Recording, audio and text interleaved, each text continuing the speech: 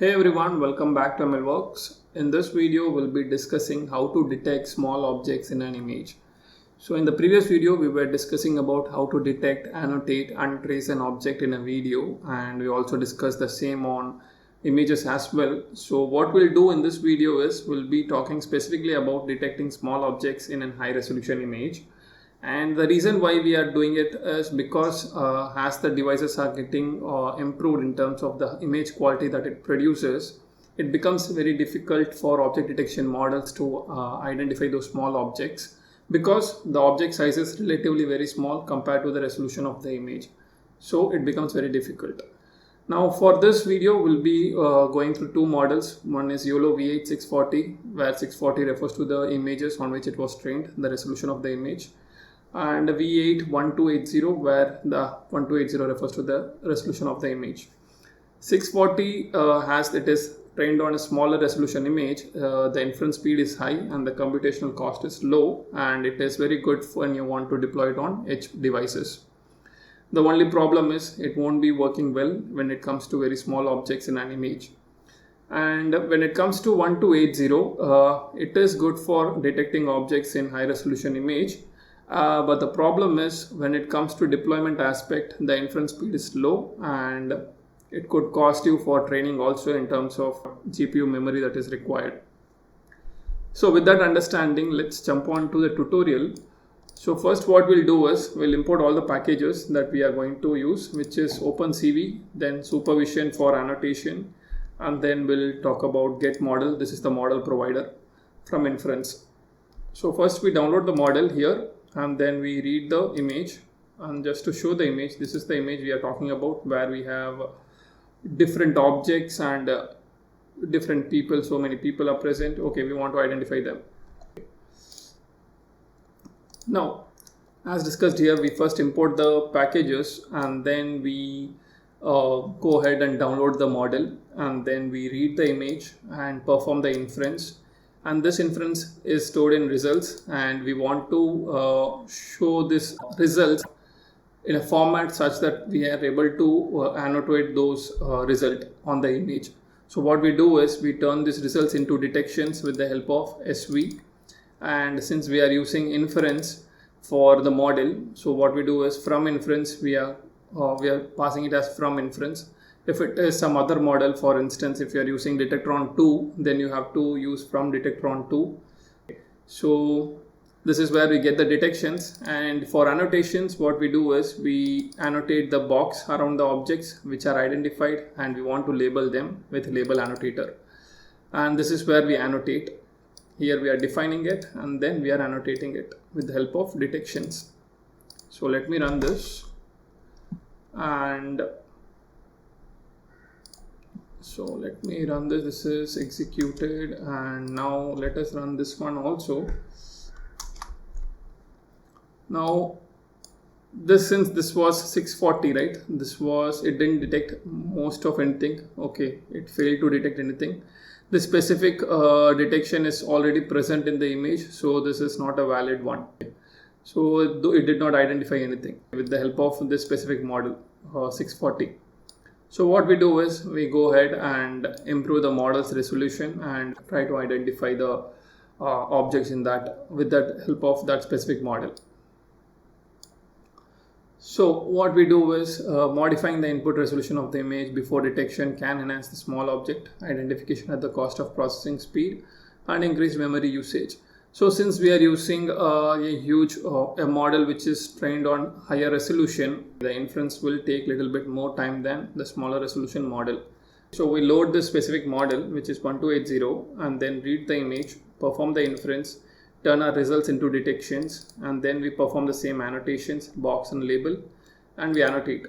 So if you see this, you will see there are much more, since as I said, it will take a little more time for inference. So let it take, and we'll be seeing a better result compared to what we have seen earlier. Here we didn't see any detection happening with the help of 640 dimension model. So if here this is executed, we'll see now. Now not only this, it also detected multiple more objects, people, okay, in multiple places, but here and there. This is due to what happened is since it was trained on high resolution images, it was able to understand those objects in the high resolution image. But what we want to understand is, can we do the same thing with the help of a technique called Inference Slicer? What it will do is, it will basically iterate through each of these blocks of image in a sliding window format, and it will try to detect those objects present inside that window. Okay, so just to showcase, let me go here and show you here somewhere where I have stored it, computer vision, and you will see here. So the way it will work is, it will try to create a slice of that image, and it will iterate through those inside that frame, it will iterate through that block of pixels, and it will try to detect the images. So if you see here in this specific block, it has detected so many people, and it could not identify any other thing. In the second block, in the third block, so it is able to identify person in all the blocks. So yeah, it works better than what it was working earlier even with the high resolution model. So let me go back here. So we have done it here. Now we'll talk about the Inference Slicer. So what it will do is, it will process the high resolution image by dividing them into small segments and detecting objects within each of those small segments and aggregating the results. What we do is, we again go back to the previous model, which is YOLO 8x 640 smaller dimension model, and we read that image. Now what we do is, we create an inference slicer from SV, and we call a callback function. And what this will do is, it will try to iterate through the frames of that specific image, right? Not the frame, the specific block of pixels. It will iterate through that, and it will generate the result. Okay, and this will be sent to the slicer. Now then it will get the detections for us. Once the detections are present, what we do is, we again go ahead and annotate the same thing. So let's wait for a moment. Let's see, because it has to go through each of those block of pixels, identify objects in those blocks, and has to annotate them, and then it will produce the final result.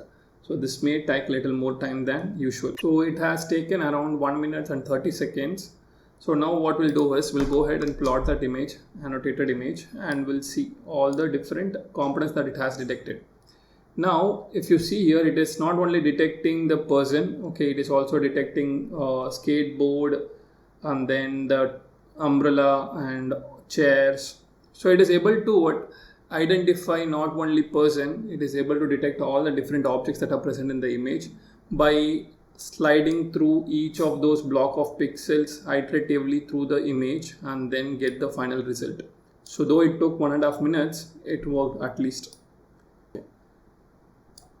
Now what we have done is, we have just tried to do the object detection on it. We can also perform segmentation of objects with the help of YOLO 8x segmentation model.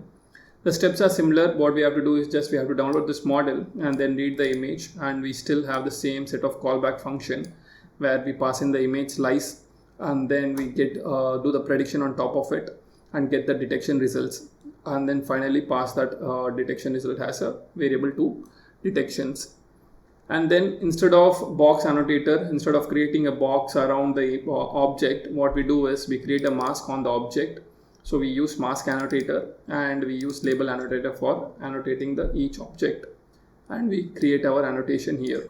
So it took around more than 2 minutes, because the task was segmentation instead of object detection, where we just detect the object and create a bounding box. In segmentation, we have to kind of create the whole mask around the object, and it takes more time compared to object detection model. So let us view the results finally. So this is the object segmentation, and if you see, for clearly understanding it, you can see this specific object that has been segmented, and that is the label. And similarly for all other objects, that are segmented. And if I see here, there are some, is it possible to zoom it in?